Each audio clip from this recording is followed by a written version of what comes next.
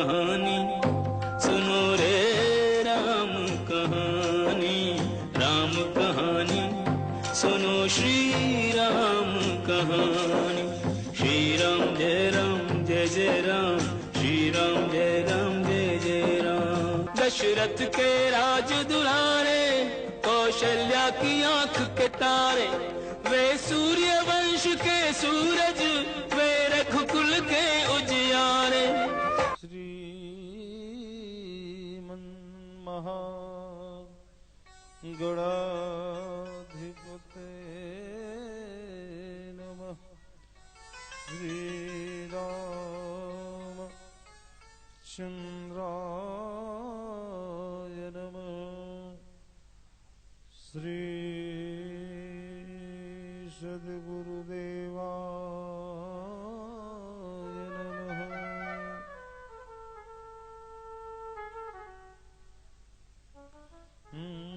ध्येयं सदा परिभवग्नमभीष्टदोहम्,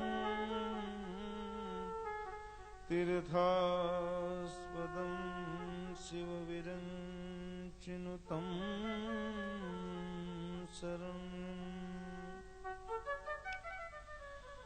भृत्यार्तिहं प्रणतपालभवाब्धिपूतम्, वन्दे महापुरुषते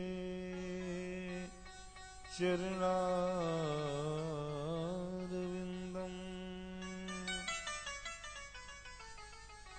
योऽन्तः वाच्यमिमां प्रसुप्तां, सञ्जीवयत्यखिलशक्तिधरं स्वधाम्ना। अन्यांशहस्तचरणश्रवणत्वगादीन्, प्राणानमो भगवते पुरुषाय तुभ्यम्। श्रीराम राम रघुनंदन राम राम, श्रीराम राम भरताग्रज राम राम, श्रीराम राम रण करकस राम राम, श्रीराम राम शरणं भव राम राम। मनोजवं मारुततुल्यवेगम्, जितेन्द्रियं बुद्धिमतां वरिष्ठम्, वातात्मजं वानरयूथमुख्यम्, श्रीरामदूतं शरणं प्रपद्ये। अज्ञानतिमिरान्धस्य ज्ञानाञ्जनशलाकया, चक्षुरुन्मीलितं येन तस्मै श्रीगुरुवे नमः।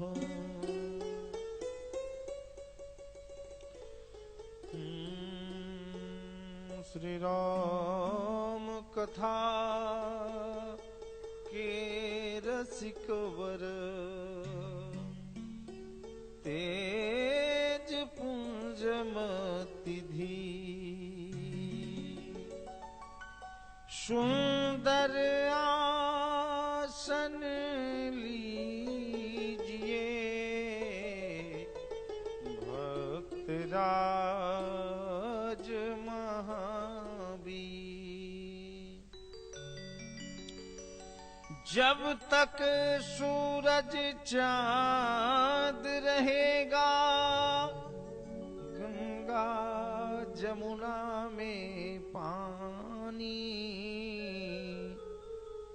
तब तक बाबा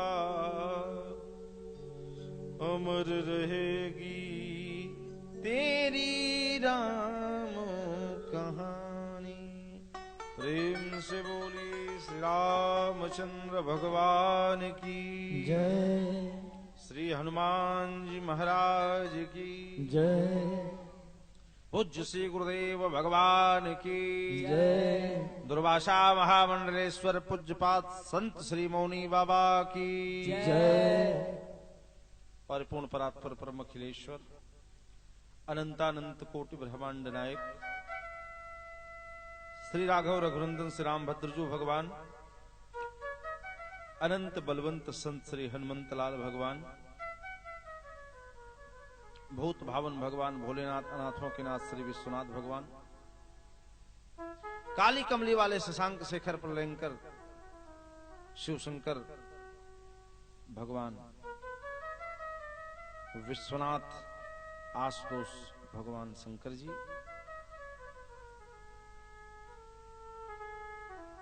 भगवान की अहेतुकी कृपा है। जब जीव पर भुवन पावनी कृपा होती है, भगवान की दिव्य कथा का रसास्वादन करने का अवसर प्राप्त होता है। आज इस कथा का विश्राम दिवस है। भगवान के कथा का कभी अंत नहीं होता। कथा कहीं संपन्न होती है तो कहीं प्रारंभ होता है। जब तक ये धरती है तब तक भगवान की कथा है। आज विश्राम दिवस के अवसर पर हम लोग समवेत रूप से एकीभूत हैं। अपने अंतःकरण चतुष्टय को भगवत विग्रह चतुष्टय में तल्लीन करने के लिए कुछ क्षण भगवान नाम संकीर्तन करेंगे। जिसके पास राग है वह राग से बोलेगा और जिसके पास राग का अभाव है वह अनुराग से बोलेगा। भगवान का नाम जिस भाव से आप जपेंगे आनंद ही होगा।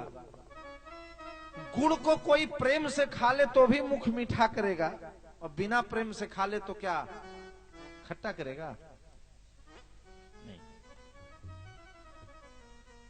आग के अंगारे को प्रेम से पकड़ लो तो भी वही बात, और बिना प्रेम से पकड़ लो।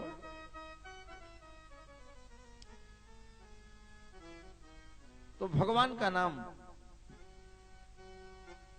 परम मंगलकारी है। दसों दिशाओं में मंगल हो जाता है। लेकिन हम भगवान का नाम जब समझते हैं तब तक समय बीत जाता है। जब तक हम समझते हैं कि अब हमें भजन करना चाहिए तब तक अल्टीमेटम आ जाता है। जब तक हम समझते हैं तब तक समय बीत जाता है। जब तक जीवन के बारे में हम जान पाते हैं, समझ पाते हैं, ज्ञात करते हैं, पता लगता है कि अब जीवन ही अंतिम सोपान पे आ गया। एक संत ने बहुत ही अद्भुत बात कहा, जीवन खत्म हुआ तो जीवन खत्म हुआ तो जीने का ढंग आया। जीवन खत्म हुआ तो जीने का ढंग आया। जीवन खत्म हुआ तो जीने का ढंग आया। जीवन खत्म हुआ तो जीने का ढंग आया। जीवन खत्म हुआ तो जीने का ढंग आया। जब सम्मा बुझ गई तो महफिल में रंग आया। सम्मा बुझ गई तो महफिल में रंग आया। जीवन खत्म हुआ तो जीने का ढंग आया। जीवन खत्म हुआ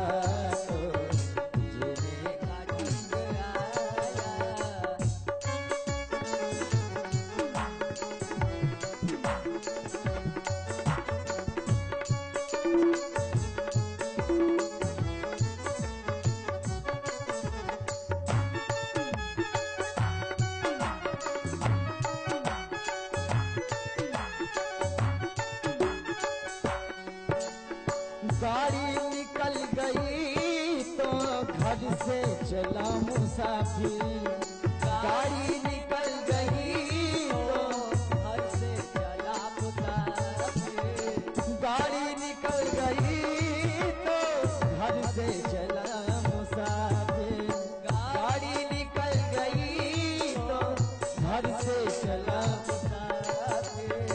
मायूस हाथ मलता, मायूस हाथ मलता, वापस तिरंग आया, जीवन खत्म हुआ तो जीने का ढंग आया, जीवन खत्म हुआ तो जीने का ढंग आया, जीवन खत्म हुआ तो जीने का ढंग आया।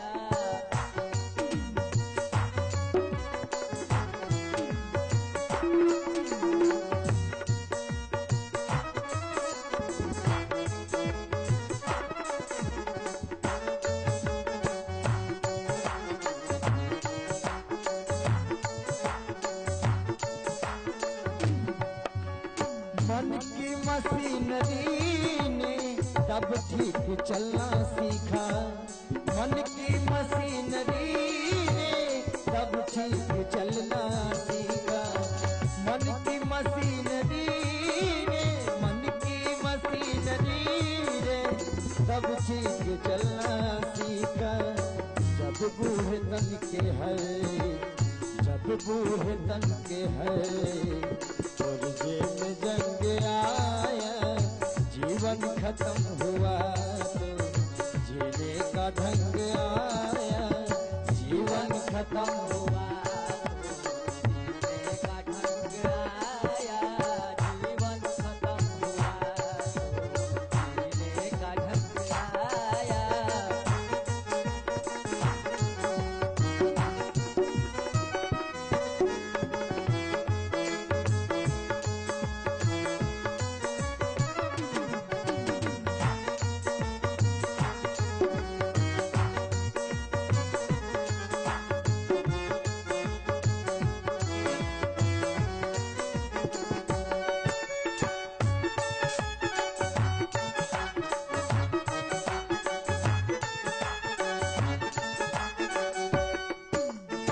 फुर्सत के वक्त में ना सिमरन का वक्त पाया, फुर्सत के वक्त में ना सिमरन का वक्त पाया, फुर्सत के वक्त में ना, फुर्सत के वक्त में ना सिमरन का वक्त पाया, फुर्सत के वक्त में ना सिमरन का वक्त पाया। उस वक्त वक्त मांगा, उस वक्त वक्त मांगा, जब वक्त तंग आया, जीवन खत्म हुआ जीने का ढंग आया, जीवन खत्म हुआ जीने का ढंग आया, जीवन खत्म हुआ जीने का ढंग आया।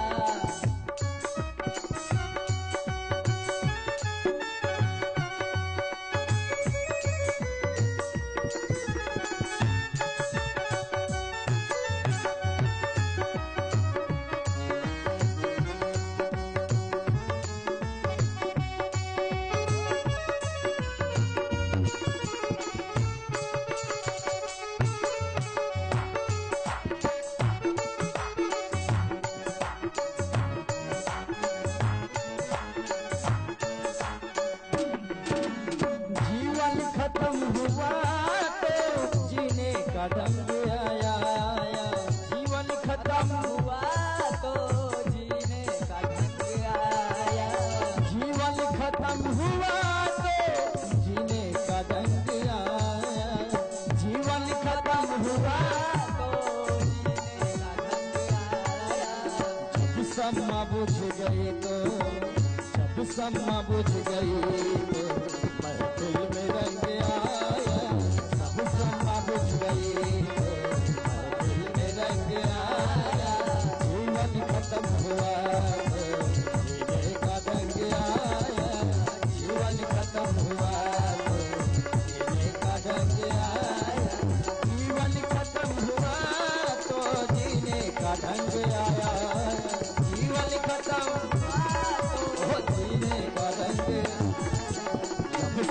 बुझ गई तो मेरे दिल में रंग आया, जीवन खत्म हुआ तो जीने का ढंग आया, जीवन खत्म हुआ तो रंग आया, जीवन खत्म हुआ तो जीने का ढंग आया, जीवन खत्म हुआ तो जीने का ढंग आया। बोली श्री रामचंद्र भगवान की जय। हम समय से पहले सत्य को पहचान लें, यह जीवन की सार्थकता है। कल कथा प्रसंग में चर्चा चल रही थी भक्त केवट की। केवट ने अपने भक्ति और अनुराग के बल पर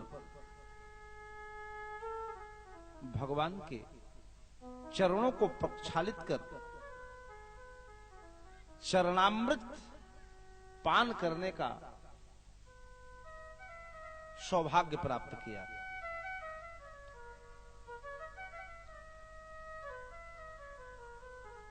भगवान कब किस पे रीझ जाएं क्या पता।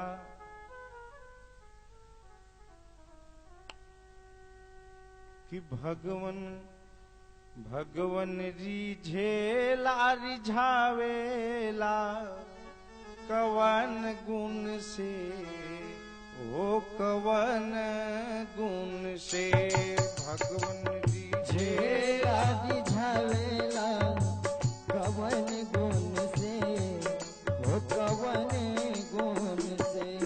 भगवन रिझेला रिझावेला कवन गुण से, ओ कवन गुण से। एक बार ब्रह्मा पग धोले जब बामन अवतार।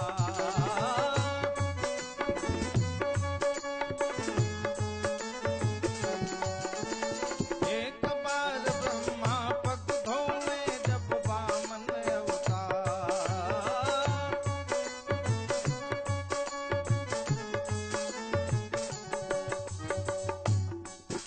एक बार ब्रह्मा जी चरण धोए, एक अवसर मिला, कहा दूजे बारिश आज के देके, तुझे बारिश आज के देके, दूजे बारिश आज के देके, तुझे बारिश आज के देके। लिहले जनक पखार के वत शेष दिए में धोआवेला कवन गुण से। भगवन रिझेला रिझावेला कवन गुण से। भगवन रिझेला रिझावेला कवन गुण से। ए कवन गुण से, हो कवन गुण से। ओ कवन गुण से, ओ कवन गुण से, ओ कवन गुण से, ओ कवन गुण से। भगवन रिझेला रिझावेला कवन गुण से। भगवन रिझेला रिझावेला कवन गुण से। भगवान वन पथ पर चल रहे हैं, केवट से विदा लेकर भगवान चलते हैं। ग्राम बधूटियों ने भगवान का दर्शन किया है। भगवान मानो सबके नेत्र को सफल कर रहे हैं, सफल कर रहे हैं। ये भगवान की महती कृपा है। गोस्वामी जी ने कहा कि जब राम जी वनपथ पर चलने लगे, राम जी को जब ग्राम बधूटियों ने देखा, वनवासी स्त्रियों ने देखा, तो कह पड़ी इसे पे तुम्हार धन्य जीन जाए। हे पितुमा तो धन जी जाए। ते पे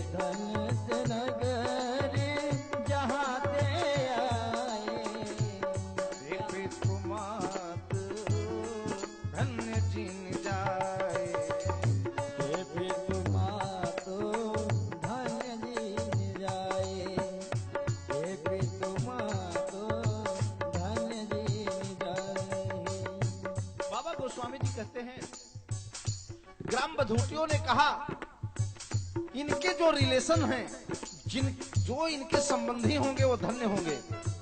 वह मां धन्य है जिनके ये पुत्र हैं, वो पिता धन्य है जिनके वो ये लाल हैं, और वह गांव धन्य है जहां ये रहते हैं, और वह स्थान धन्य है जहां ये जा रहे हैं। एक सखी ने कहा वह स्थान परम पावन है जहां पे रुकेंगे, वह फल धन्य हो जाएगा जिसको ये खाएंगे। आहा। एक सखी ने कहा कैसे जियत हुई है बाप महतारी इनकर, कैसे जियत हैं बाप महतारी निकर, कैसे जियत हैं बाप महतारी निकर, कैसे जियत है बाप कैसे जियत है बाप महतारी निकर, कैसे जियत है बाप महतारी निकर, कैसे जियत है बाप महतारी निकर। एक सखी ने कहा बहन, ये जो बीच में गौ वर्ण की देवी चल रही है, ये कौन है? धन्य है, इनके माता पिता धन्य हैं और इनकी ससुराल भी धन्य है।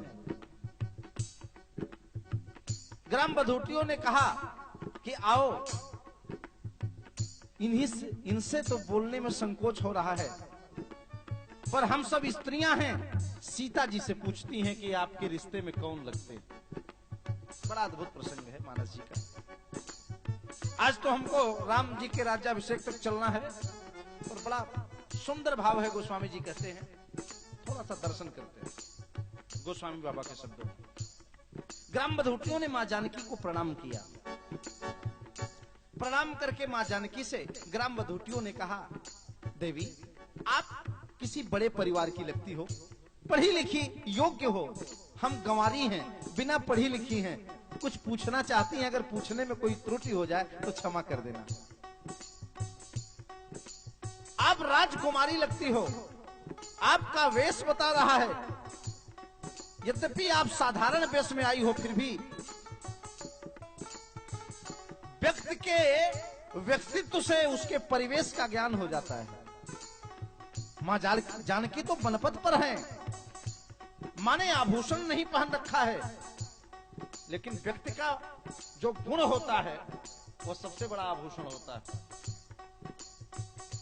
आभूषण तो कोई भी पहन सकता है, लेकिन व्यक्तित्व का जब आभूषण जिसके पास होता है, वो जहां होता है क्रांति मचती है। कहा तब व्यक्ति का सबसे बड़ा आभूषण क्या है? वो विद्या है। कहा तब पूछा गया कि किसका क्या आभूषण है, तो आचार्य चाणक्य ने कहा कि कोकिला नाम स्वरूपम। कोयल का रूप क्या है? कोयल और कौवा दोनों एक शकल के होते हैं, दोनों ब्लैक होते हैं, पर कोयल का रूप क्या है? उसकी आवाज है। कौवा बोलता है तो हर आदमी उसको कहता है कहां से आ गया, और कोयल जब बोलती है तो हर कोई सुनना चाहता है।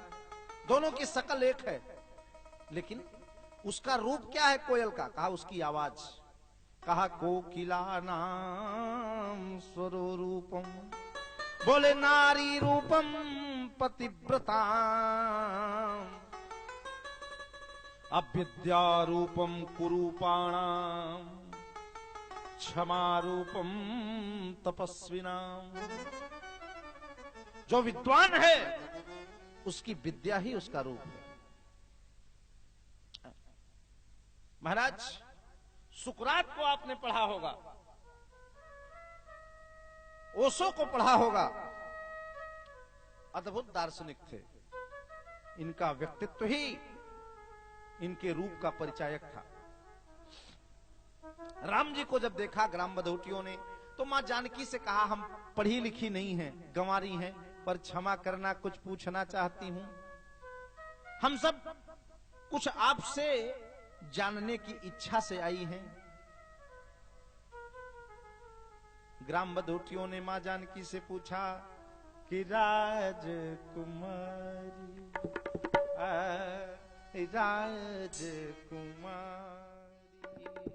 अरे विनय हम करही राजकुमारी विनय हम करही राजकुमारी विनय हम करही राजकुमारी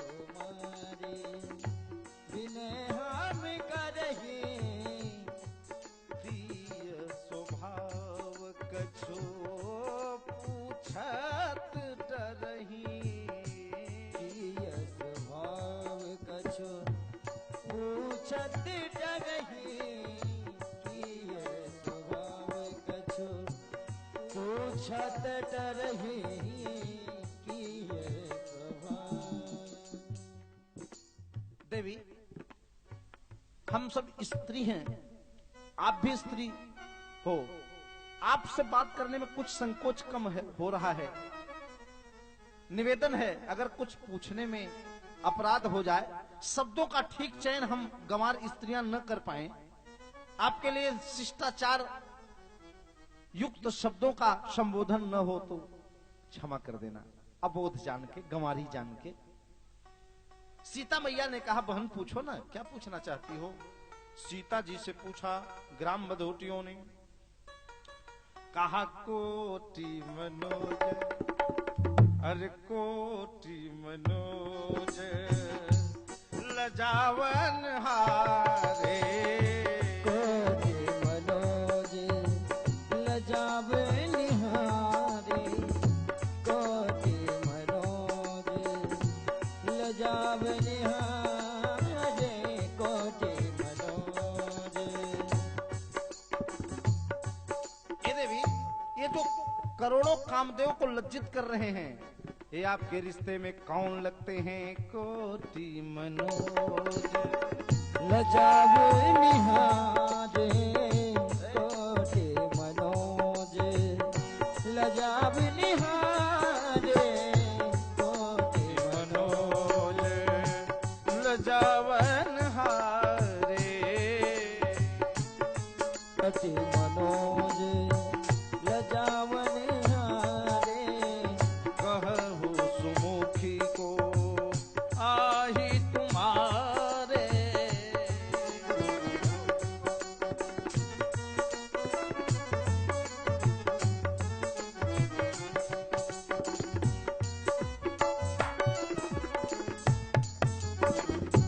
जो करोड़ों कामदेव को लज्जित कर रहे हैं, आपके कौन लगते हैं? आपके कोहैन, कोवैन, ये आपके कोवैन हैं। कौन लगते हैं आपके रिश्ते में? माने सीता जी से राम जी का परिचय पूछना चाहती हैं। जानकी जी ने क्या मर्यादा निभाया, पूछा पति का परिचय, और सीता जी ने परिचय किसका दिया? कहा सहज स्वभाव। पूछा कि जो सांवले रंग वाले हैं आपके कौन लगते हैं? जानकी जी को परिचय राम जी का देना चाहिए था, पर जानकी जी परिचय कैसे दे रही हैं? कहा सहज सुभाय, अरे सुभगतन गोरे सहज स्वभाव सहज काल गोरे सहज स्वभाव सुभगतन गोरे सहज स्वभाव सहज काल गोरे सहज स्वभाव सुभगतन गोरे सहज स्वभाव सुभगतन गोरे सहज स्वभाव। ये जो गोरे रंग वाले हैं, जिनका स्वभाव सहज है, ये हमारे रिश्ते में देवर जी लगते हैं। कहा नाम लखन लघु देवर मोरे नाम लखन लघु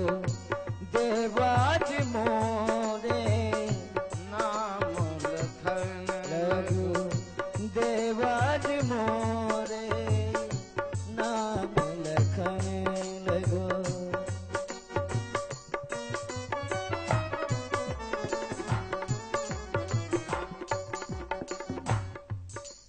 जो गोरे रंग वाले हैं, जो बड़े सीधे हैं, जो गोरे गोरे रंग के पीछे पीछे चल रहे हैं भैया के, अपने बड़े भाई के पीछे पीछे जो चल रहे हैं ना, सीता जी ने कहा देवर का परिचय बता दूं तो अपने आप ये समझ जाएंगी। कहा ये जो गोरे रंग वाले हैं हमारे छोटे देवर हैं, सखियां भी कम चालाक नहीं है। कहा अच्छा अच्छा, वो ये बात है, ये लगता है जो गोरे रंग वाले हैं आपके छोटे देवर हैं और सांवले रंग वाले बड़े देवर हैं। सीता जी बोली अब इनको कौन समझाए। सीता जी ने कहा नहीं नहीं ऐसा नहीं है। तो सखियों ने पूछा फिर क्या है, आप स्पष्ट बताओ ना, खोल के बताओ, क्लियर बताओ। पूज्य गुरुदेव भगवान कहा करते हैं, कहा दोनों में कौन, पूज्य गुरुदेव की रचना है, कहा दोनों में कौन, अरे तुम्हारो पति सीता दोनों में कौन, तुम्हारो पति सीता दोनों में कौन, तुम्हारो पति सीता दोनों में कौन।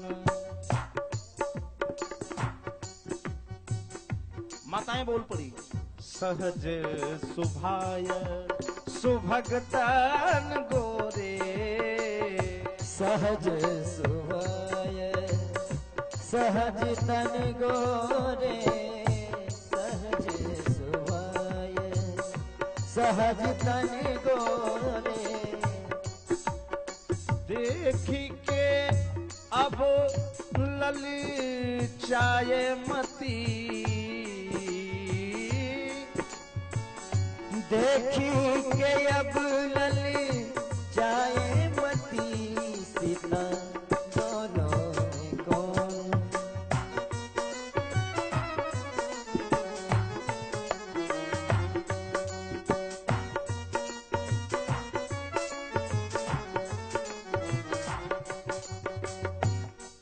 जानकी जी परिचय बताना नहीं चाहती।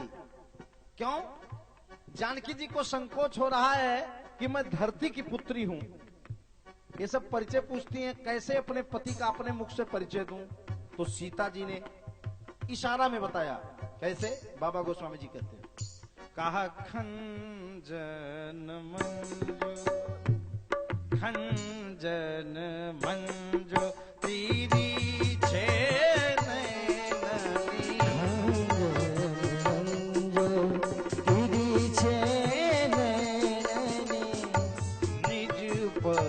कहे वो तीन सिया सैननी, निज पति कहो दियो सिया सैननी, निज पति कहे वो तीन सिया सैननी।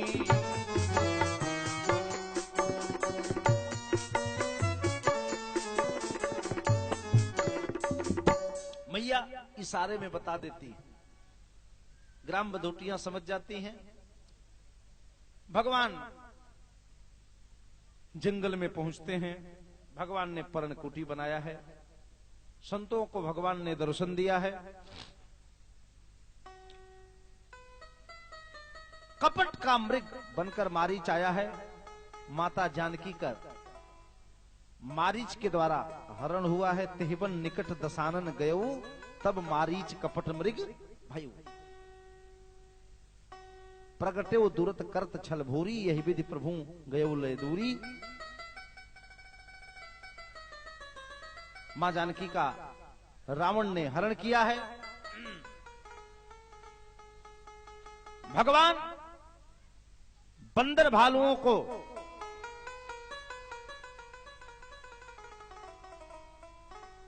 एकजुट करके सबसे समृद्धशाली प्रभावशाली दुर्दांत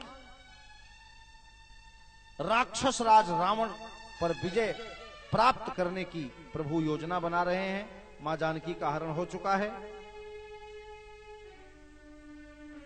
मैंने आपसे बताया ना कि कथा को विस्तृत करो तो किसी एक प्रसंग पर, और नहीं तो फिर एक दिन में पूरी राम कथा 1 घंटे में नहीं 5 मिनट में हो सकती।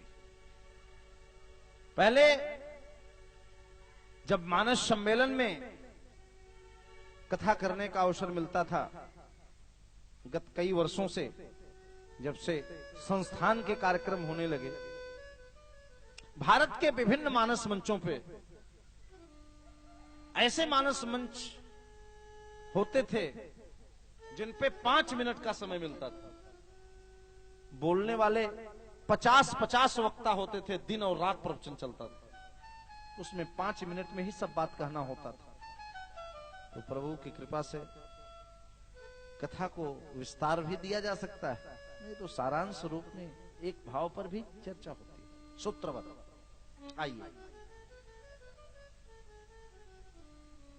मां जानकी का हरण रावण कर लिया है। अथादि शिष्य प्रयतः प्रदोषे रथः रघु कल्पित शस्त्र गर्भम सामंत संभामन यैव धीरः कैलासनाथम तरसा जगीषु।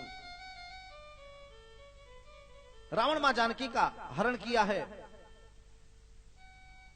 और रावण जब जानकी मैया का हरण कर लेकर लंका पहुंचा, रात्रि का समय था, रावण देर रात्रि से आया है, अपने कक्ष में विश्राम कर रहा था। तब तक ब्रह्मा जी के वेद पाठ करने का समय हो गया। ब्रह्मा जी रावण को वेद पढ़ाने ब्रह्मा जी स्वयं आते थे। अग्निदेव रावण के दरबार में भोजन बनाते थे। महाराज इंद्रदेव, रावण का आदेश होता था, रावण के यहां पानी टंकी से नहीं आता था। एक बार देवराज इंद्र को कहता था, तुरंत इंद्र वर्षा करने लगते थे। ओ रावण, कौन रावण है? कहा चलता दशानन डोलती अवनी, दशानन डोलती अवनी, चलता दशानन डोलती अवनी। रामचरितमानस में हर रस का समावेश है, थोड़ा देखते हैं रावण कौन है। कहा चलता दशानन डोलती अवनी, दशानन डोलती अवनी, कर भस्म वही सुर रावणी, रावण यावत सुने सपोहा, रावण यावत सुने सपोहा, देवन तक मेरु गिर खोहा।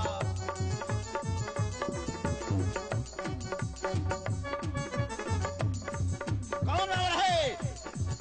कहा जाके है तार सुर यसुर डेराही, जाके सुर यसुर डेराही, जाके है तार सुर यसुर डेराही। नदीत भय अन्न खाही,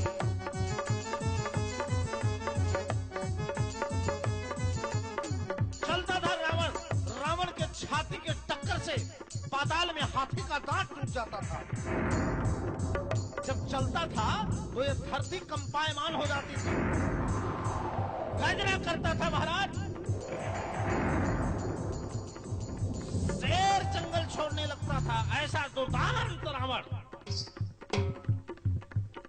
सब कुछ प्रताप है। ब्रह्मा जी स्वयं रावण को वेद पढ़ाने आते थे। ब्रह्म मुहूर्त का समय, ब्रह्मा जी वेद पढ़ाने आ गए। रावण विश्राम कर रहा था। रावण का एक निजी सेवक ब्रह्मा जी को डांट रहा है। ब्रह्मा जी से कहा, है ब्रह्मा जी, ये वेद पाठ करना बंद करो। ब्रह्मा जी कहे, भैया समय तो कल जिस समय हम आए थे वही समय है, हम टाइम से ठीक है। बोले मैंने कहा ना बंद करो। इस समय हमारे स्वामी देर रात्रि से आए हैं, विश्राम कर रहे हैं, उनके विश्राम में कोई विघ्न नहीं होगा। ब्रह्मा जी वेद पाठ करना बंद किए, तब तक नारद जी आ गए बीड़ा लेके। नारद जी 2 बार बीड़ा बजाए, कहे नारद बीड़ा बंद करो। नारद जी ने कहा, मामला गर्म, क्या बात है? तो रावण का सेवक बोल रहा है, कहा ब्रह्मयध्यन्नश्चैव समयः, ब्रह्मयध्यन्नश्चैव समयः तूश्री वैस्थीयताम् स्वल्पम जल्प बृहस्पते जड़मते नैषा सभा वज्रण वीणाम संघ्रदिनार्दय स्तुति कथाम अलापम अलम तुम्भरो सीतारल्लक भल्ल भग्न हृदय स्वस्थो न लंकेश्वर। इस समय हमारे स्वामी आराम कर रहे हैं, कोई विघ्न न करो। उस रावण का प्रभाव, वो रावण जिसका प्रभाव दसों दिशाओं में है, देव दानव मानव सब सशंकित रहते हैं रावण से। लेकिन रावण का प्रभाव तो है। मां जानकी का हरण करके रावण माता को अशोक वाटिका में बिठाया है। रामचरितमानस में 2 वाटिका का वर्णन है, एक पुष्प वाटिका और दूसरी अशोक वाटिका, और दोनों के केंद्र में सीता जी हैं। ध्यान देना, 2 वाटिका का वर्णन है, एक पुष्प वाटिका दूसरी अशोक वाटिका, दोनों के केंद्र में सीता जी हैं। पुष्प वाटिका एक अनुरागी की वाटिका है, इसलिए यहां संजोग हुआ, राम जी और सीता जी का संजोग हुआ। और अशोक वाटिका एक रागी की वाटिका है, इसलिए